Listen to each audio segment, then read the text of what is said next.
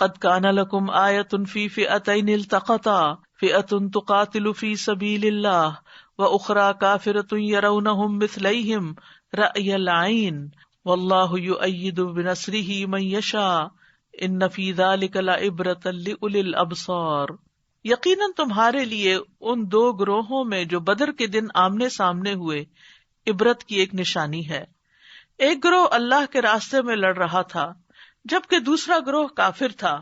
وہ انہیں اپنی آنکھوں سے اپنے سے دگنا دیکھ رہے تھے، اور اللہ جس کی چاہتا ہے اپنی مدد سے تائید کرتا ہے.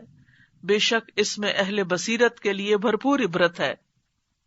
اس آیت میں بھی مخاطب جو ہیں وہ یہود مدینہ ہے کہ غزوہ بدر میں جو کچھ ہوا اس سے تمہیں عبرت حاصل کرنی چاہیے تھی، اور تم نے دیکھ لیا. قد کان لکم آیۃ، تمہارے لیے جنگ بدر ایک بہت بڑی نشانی ہے کہ جس میں دو گروہ آمنے سامنے ہوئے. ایک اللہ کے راستے میں لڑ رہا تھا اور دوسرا قریش کا، جنہوں نے نبی صلی اللہ علیہ وسلم کا انکار کیا تھا. جب وہ آمنے سامنے ہوئے، حالانکہ مسلمان جو تھے وہ تعداد میں بہت کم تھے، ساز و سامان بھی لڑائی کا بہت کم تھا. اس کے مقابلے میں جو ان کے دشمن تھے یعنی قریش، جو مکہ سے چل کر آئے تھے لڑنے کے لیے ان سے، وہ تعداد میں تقریباً 3 گنا زیادہ تھے یا اس سے بھی زیادہ، اور ان کے پاس ہتھیار بھی زیادہ تھے، گھوڑے اور اونٹ بھی زیادہ تھے. لیکن اللہ سبحانہ تعالیٰ نے جنگ ہونے سے پہلے ہی مسلمانوں کی تسکین کا سامان کر دیا. اور یہاں پر یہ جو بات فرمائی گئی کہ وہ ان کو اپنے سے دگنا دیکھ رہے تھے، یعنی مسلمانوں کی تعداد تقریباً 313 تھی اور وہ اپنے سے دگنا یعنی تقریباً 600 کے قریب دیکھ رہے تھے، اور کفار جو تھے وہ اپنے سے دگنا مسلمانوں کو دیکھ رہے تھے، زیادہ نظر آ رہے تھے. وہ اگر 1000 تھے تو 2000 نظر آ رہے. تو اس طرح ایک نفسیاتی طور پر مسلمانوں کے اندر ایک قوت آ گئی کہ کوئی بہت زیادہ نہیں ہے، 1 اور 2 کا ہی مقابلہ ہے.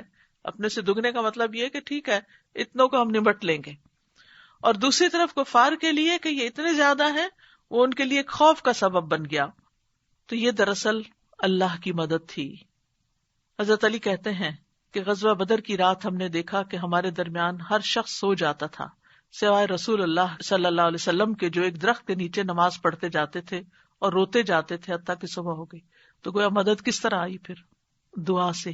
ہم بعض اوقات پریشان ہوتے ہیں، خوف زدہ ہوتے ہیں، لیکن دعا کی طرف راغب نہیں ہوتے، اللہ کی طرف رجوع نہیں کرتے، اللہ سے مدد نہیں مانگتے. نبی صلی اللہ علیہ وسلم یہ بھی تو کہہ سکتے تھے کہ میں اللہ کا پیغمبر ہوں، اللہ میری مدد نہیں کرے گا تو اور کس کی کرے گا. لیکن آپ کی عاجزی دیکھیے کہ سب کچھ ہوتے ہوئے بھی صحابہ کہتے ہیں کہ ہم کوئی سو جاتا تھا، کوئی اٹھ جاتا تھا، لیکن نبی صلی اللہ علیہ وسلم نہیں سوئے، ساری رات دعائیں کرتے رہے اور روتے رہے، اللہ کے آگے آہوزاری کرتے رہے.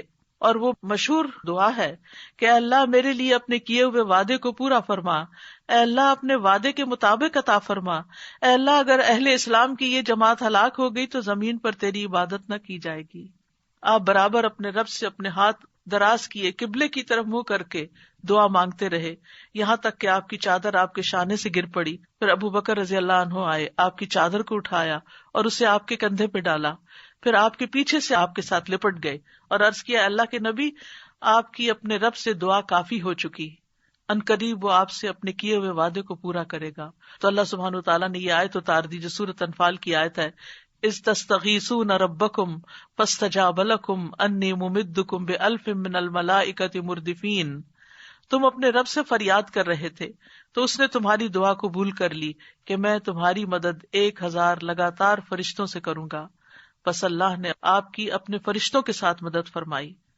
تو یاد رکھیے کہ جب انسان مشکل حالات میں اللہ کی طرف رجوع کرتا ہے تو اللہ تعالیٰ دعائیں سننے والا ہے اور مصیبت کو ٹال دیتا ہے.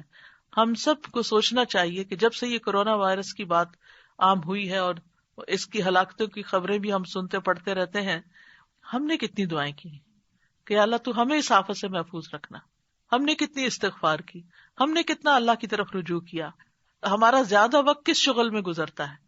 اس زمانے میں کوئی واٹس ایپ اور یہ خبروں کے طریقے نہیں تھے، تو لوگوں کی توجہ جو تھی وہ نسبتاً آسان تھی اللہ کی طرف جانا. آج کے دور میں یہ فتنہ چونکہ زیادہ ہو چکا ہے تو یہ اس غیر محسوس طریقے سے ہمیں اپنے اندر الجھا دیتا ہے کہ ہماری عبادت، ہماری دعا، ہمارے خشوع و خضوع، اس میں کوئی خاص فرق نہیں پڑا، ہماری روٹین میں کوئی خاص فرق نہیں پڑا. صرف ہم افسوس ہی کرتے رہتے ہیں کہ یہ بند ہو گیا، وہ بند ہو گیا، لیکن یہ نہیں دیکھتے کہ ہمارے کرنے کا کام کیا اور کس چیز کی طرف ہماری توجہ زیادہ ہو جانی چاہیے. اگر ہماری بہت سی سرگرمیاں ختم ہو گئی ہیں تو ہماری زیادہ توجہ عبادت پہ ہو جانی چاہیے، سیلف گرومنگ پہ ہونی چاہیے، اپنے اوپر توجہ دینی چاہیے. اپنی عبادتوں میں جو کمی ہم کر رہے تھے، جن نوافل کی ہم کمی کر رہے تھے، ہم ان کی طرف توجہ کریں اور اللہ سے مدد مانگے تو اللہ کی مدد ضرور آئے گی. اور اللہ سبحانہ وتعالی ربنا آتنا فی الدنیا حسنۃ وفی الآخرۃ حسنۃ وقنا عذاب النار، اللہ تعالیٰ دنیا میں بھی عطا کرے گا اور آخرت میں بھی عطا کرے گا. اس لیے انسان کو اللہ سبحانہ وتعالی کی طرف رجوع کرنے کی ضرورت ہے.